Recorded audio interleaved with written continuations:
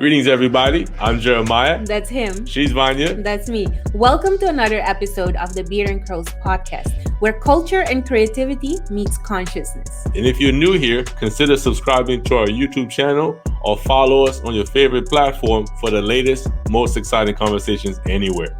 You ready? I'm ready. Cue that intro. What's up, guys? It's your girl, Margot Bingham. Karen Parsons. You're now tuned in. You're now tuned in. You are now tuned in. You are now tuned in to Beard and Curls. Beard and Curls. Beard and Curls. Beard and Curls. Beard and Curls. Keep it locked. Today's guest is someone you're quite familiar with. You may have seen her in such films as Fur with Nicole Kidman and Robert Downey Jr., My House in Umbria, Trouble Dolls, and most notably as Julie Teeger in the long-running comedy drama series Monk. Currently, she serves as the director of paid social at a boutique media agency called Good Apple. We're talking about none other than Emmy Clarke. Emmy, welcome to the show. Hi, guys. Thank you so much for having me. Your podcast is great. Thank you. Thank you. All right. So just to kind of get us started, so how often do people walk up to you and call you Julie Teeger? Yeah, it's actually been some time, right? It's been like 10 years since the show wrapped. So it happens less often than it used to because I've definitely changed over the last 10 years, but it happens here and there. So I think like the most recent time that happened was I was at Sephora below my office pre-pandemic. And I thought she was just being like super attentive and helpful, but it turns out she recognized me from the show. So she was like, I have to say something. Are you Julie Teeger? So yeah, it happens from time to time. But I feel like more often I get the side eye, like the glare where people are like trying to place you. Like, how do I know you? Have we met? Are you in something? So yeah, it happens, but not as often as it did once upon a time. Okay. And how was it like in the past? Would it happen like all the time? Not all the time. It's just, it's here and there. The people that recognize me now, I'm like, you have a great memory. Like you must have a photographic memory. Cause again, I was like 17, 18 at my oldest when that show wrapped. And now I'm 28, 29 in a couple weeks. So yeah. So before we get into everything Monk, what first drew you into acting? Yeah, sure. So interestingly enough, and lucky enough, actually, it wasn't something that I really sought out actively. Basically, an opportunity found me, and then the passion sort of developed from there after I fell into acting, which is very lucky. But I lived in the UK for 6 years, and casting directors would come to my international school all the time to cast American roles. And I think the idea was like, it's cheaper, right, than setting up casting in the States. But also finding somebody that has no agent or representation is definitely a lot cheaper. So, one of those instances happened. A casting director came to town, and I skipped an after-school club with all my friends and auditioned for a role. And it was actually an HBO film called My House in Umbria. And I ended up getting the part, and it was great. I mean, I shot it in Italy over 8 weeks with an awesome cast. It was Dame Maggie Smith, Chris Cooper, Giancarlo Giannini. And then, yeah, things just sort of went on from there. After I moved back to the States, one of the producers asked if I wanted to keep doing it, one of the producers from the film. And I said, yeah, and then things kind of just went from there. I got Monk pretty much straight away. But what drew me in from that point forward, I would say is probably like the thrill of the hustle, right? It's busy. It's a busy lifestyle. The energy on set's really great. And then you build these little families, and each family from each project that you do is really different and really special. And then there's endless learning. You're never really at your peak. There's always so many challenges and always so much to figure out. And that was really what, compelled me to stick with it for so long. But yeah. Nice. And what actor or actress did you look up to as a kid? That is a great question. There are really too many to count. I feel like that my role models are really the folks that I had the pleasure of, working alongside and learning from closely. So Tony was obviously a huge one, right? But some others, Chris Cooper, I mentioned before, I did the film My House in Umbria with him. He's an Oscar winner and like such a chameleon. And if you want to talk about people that you see on the street that you can't really place, he's one of those. You can't really tell like if you know him or if he's a public figure. And that's like, to me, somebody who's a master at that craft, right? Because he really blends in. So he's been in some of the biggest films in the last 20 years that he can walk down the street and like live a normal life. So that's really, really cool that he was able to achieve that level of success. And he's also just an amazing person. And then I'd say like my last one is probably Robert Downey Jr. I did a film with him in 2006 with Nicole Kidman and Ty Burrell from Modern Family, and that shot in Brooklyn for like 3 months. But it was like a couple of years before he did the Iron Man thing, but he was just back in the scene after, you know, struggling with addiction and exiting rehab. And he was just like, his work ethic was incredible, his professionalism and his humanity. Like he was just a genuine, personable guy. So that really inspired me. He was like just an amazing professional. What are some lessons you learned from acting? So I don't know. There are a lot. Acting really like shaped me into the person that I am today, in pretty much every way imaginable. Mm-hmm. So I don't know, I have a million, but I think to focus on like one or two. Mm-hmm. I think a big one, and one that kept me hustling and really kept me thirsty and grounded, and my friends love this one. It's like one of my favorite catchphrases, is something that my mom used to say to me all the time, which is, "You're not that special." She said it to me like all the time, like every night after, you know, a long day on set. And it's silly, but I think what she was trying to hit home with me is that, like, you know, that industry has a ton of smoke and mirrors. And at the end of the day, it's important to remain grounded, to be compassionate, and to be a caring person, right? Who puts other people first, no matter where life takes you. And I think that's super important, because you can get so conceited in that business and be nobody. Like you can get like a series regular part on a show like Monks, and that's great, but like people will treat you like you are the hottest thing on earth, like you are incredible. And I think that sense of ego is like super easy to come by.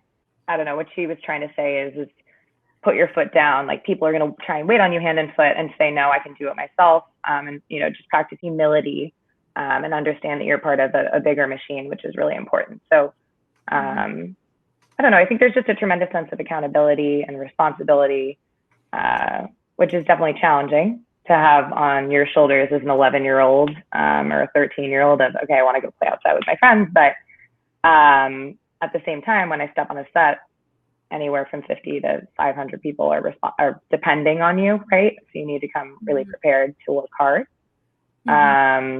Because if I mess up my lines, then that can add hours onto everyone else's day, and everyone wants to get home at a reasonable hour. So something I signed up for, but you know, if you're in it, then you need to really be in it and be active and be present and put in the time and the effort. So that one's important.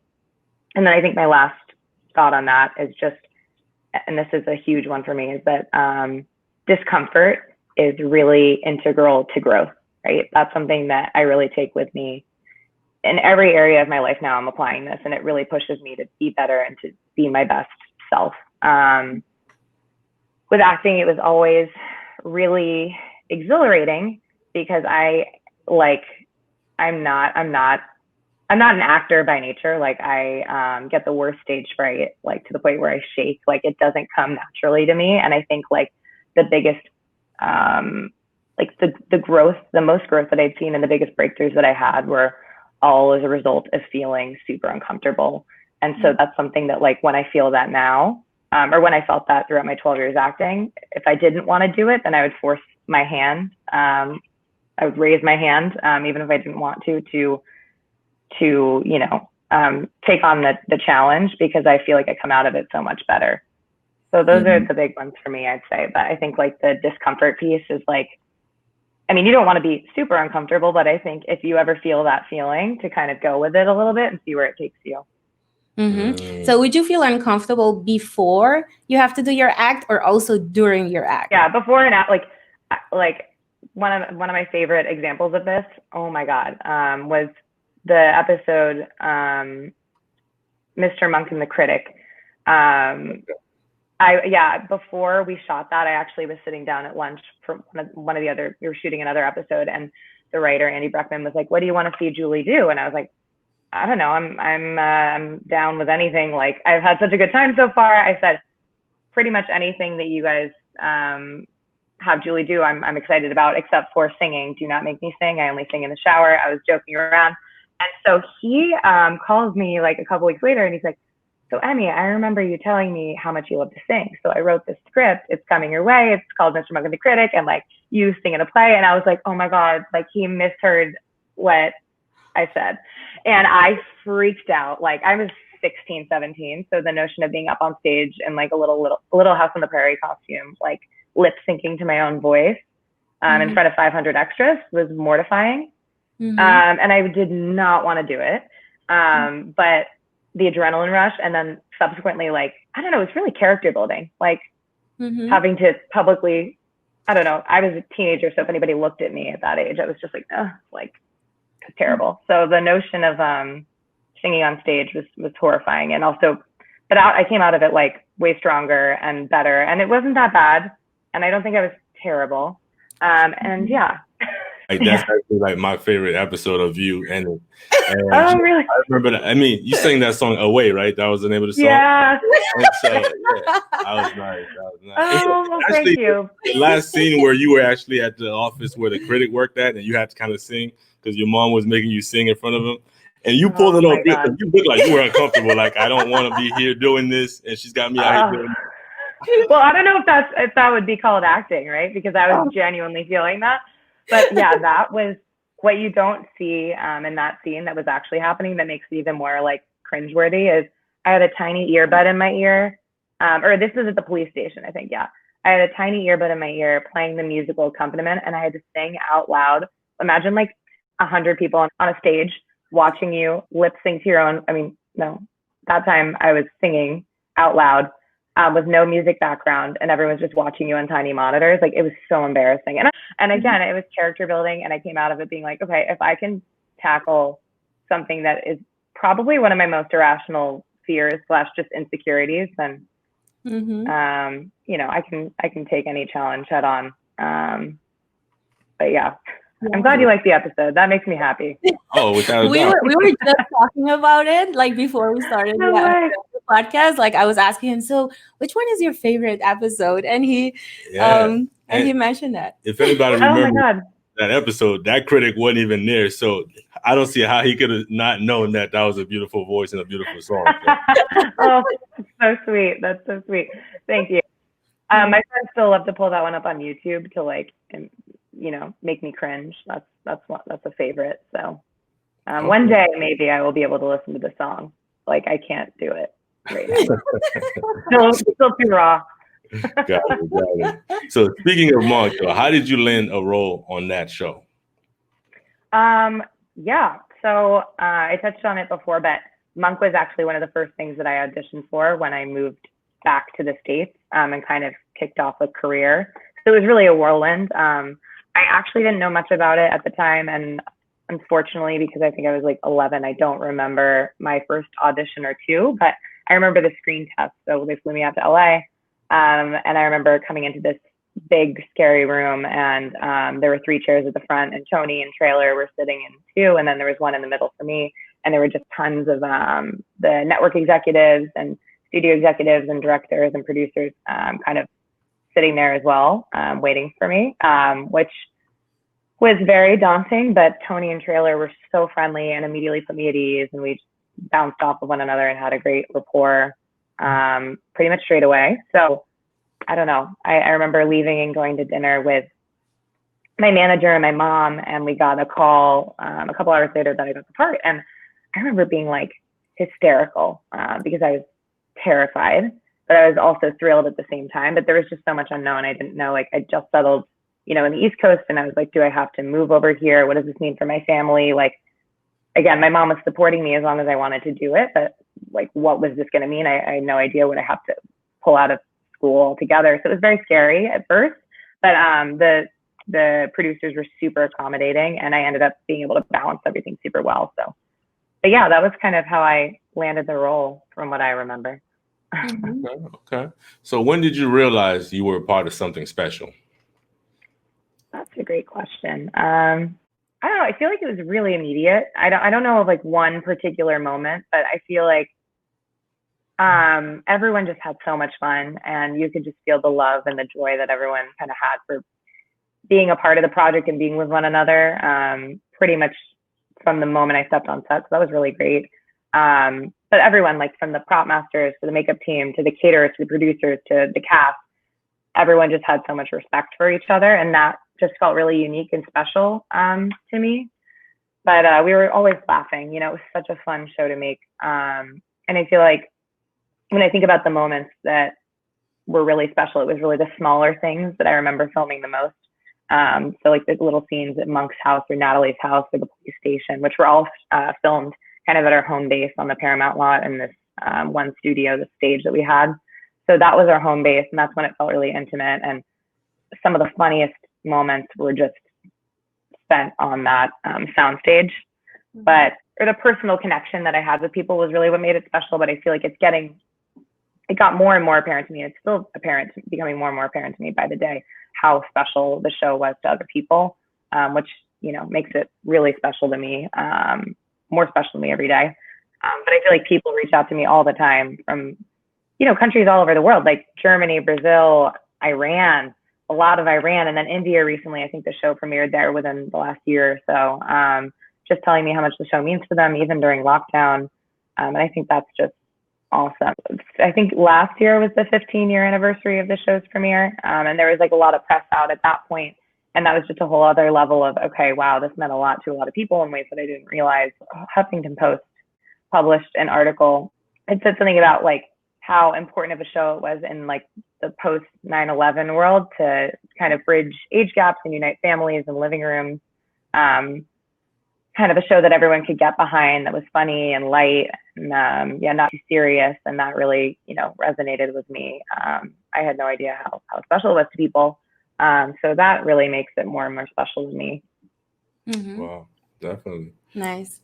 So what was your favorite episode or scene on the show? That's really hard to say. I mentioned it was like the little things, and I feel like that really is true. But to give a firmer answer, if there was an episode that I had to pick, I really enjoyed filming everyone, even the one where I had to lip sync to my own voice. But I loved Mr. Monk and the Three Julies. I feel like that was one that randomly sticks out as being a fun one to make. I just remember I didn't always make the table reads because I lived on the East Coast, and I would come out kind of late to the party most of the time. And then shoot my scenes, stick around for as long as I needed to be, but I had school to get back to and everything.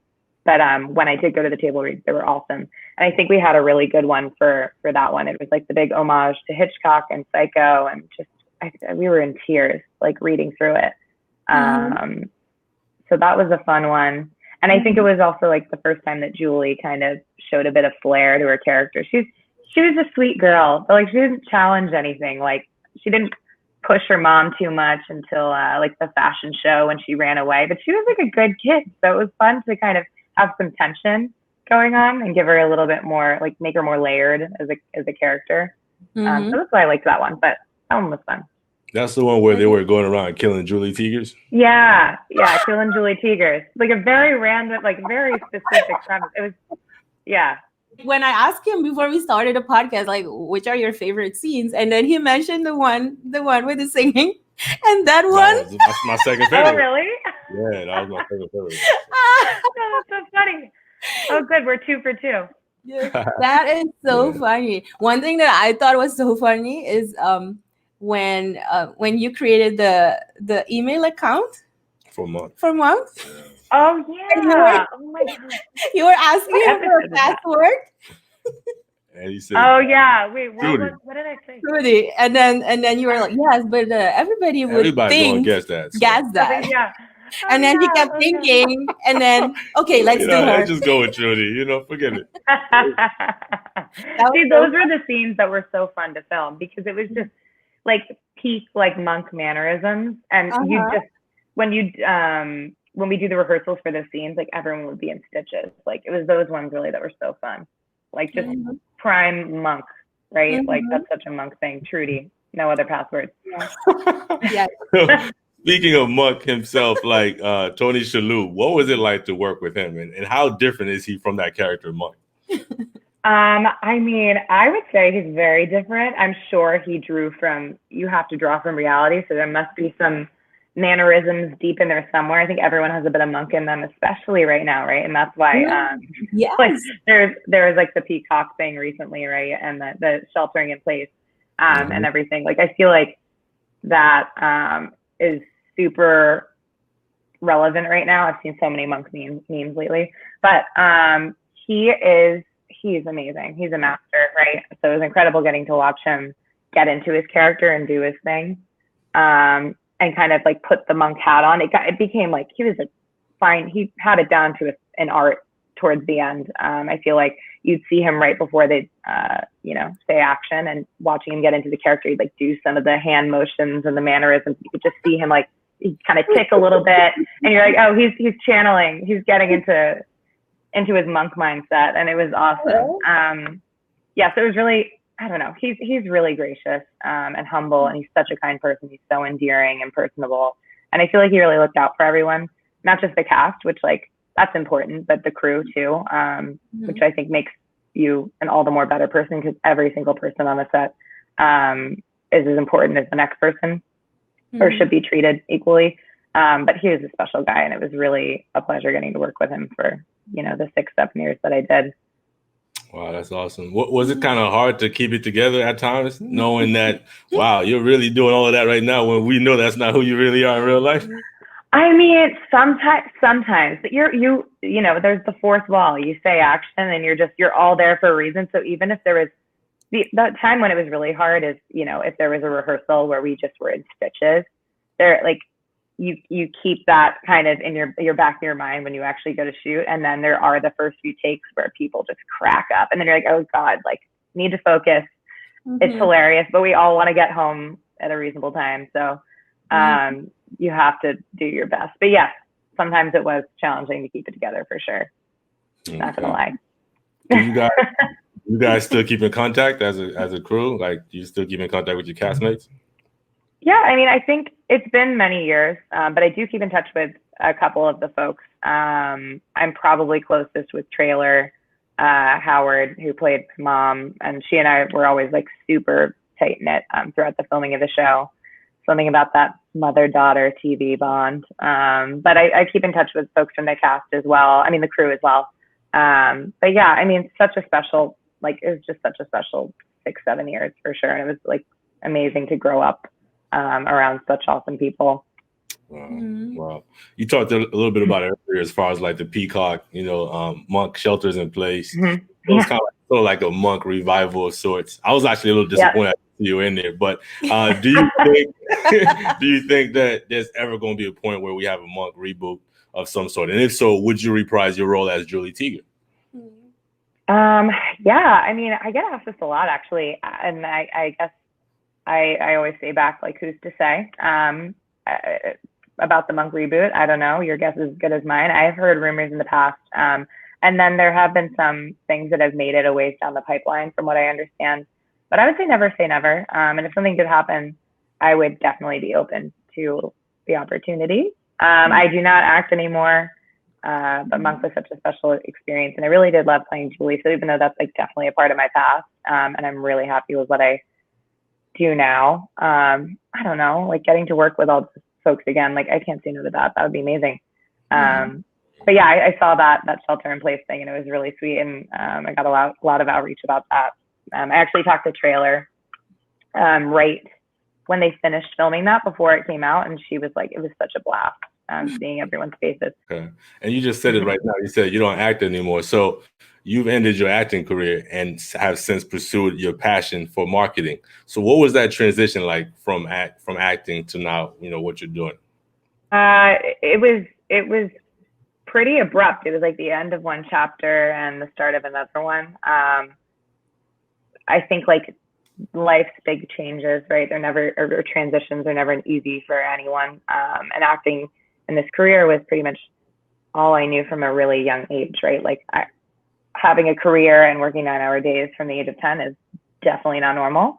And while it was an incredible experience, when I wasn't on the West Coast filming Monk, or other projects, actually, I was in school, right? I was on the East Coast from elementary to high school. I was doing my best to like live as normal life as possible, despite, only being present for 50 days in the 7th and 8th grade. Like I was all over the map, working. And I was so lucky that this career, happened and then played out, and I definitely worked hard.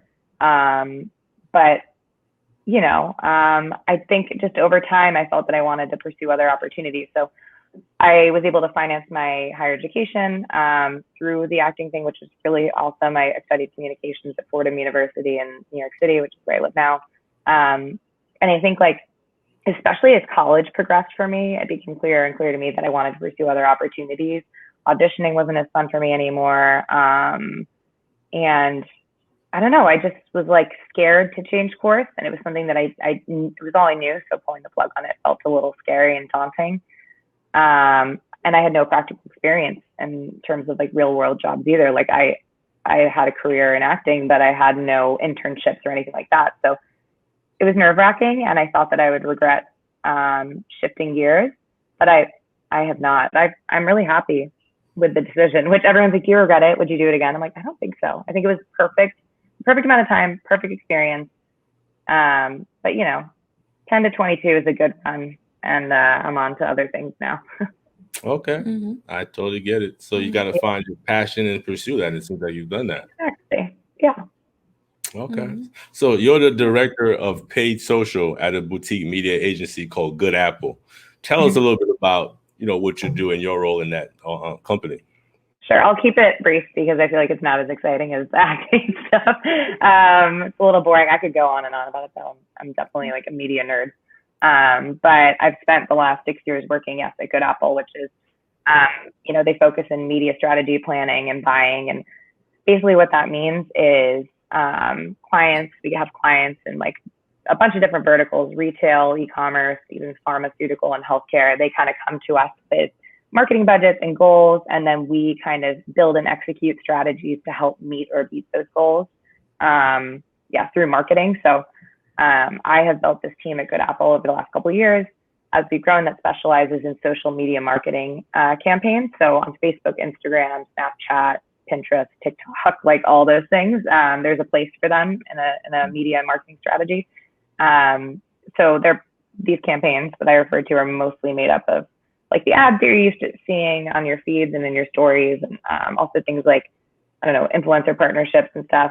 So my job is centered around figuring out the perfect mix of ad types, messages, targeting, and kind of the right social platform mix of those guys that I mentioned earlier: Snapchat, Facebook, TikToks, whatever, to kind of meet my client's audience or their desired target where they are, and drive, their whatever outcome that they're looking to achieve, whether it's sales or awareness or ROI.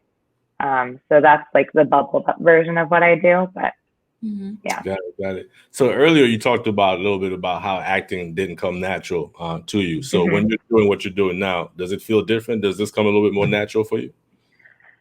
Yeah, I mean, I think with everything, it's I don't know. At first, when I'm thrown into anything, it doesn't come. I feel most things still come naturally to me, which is tough.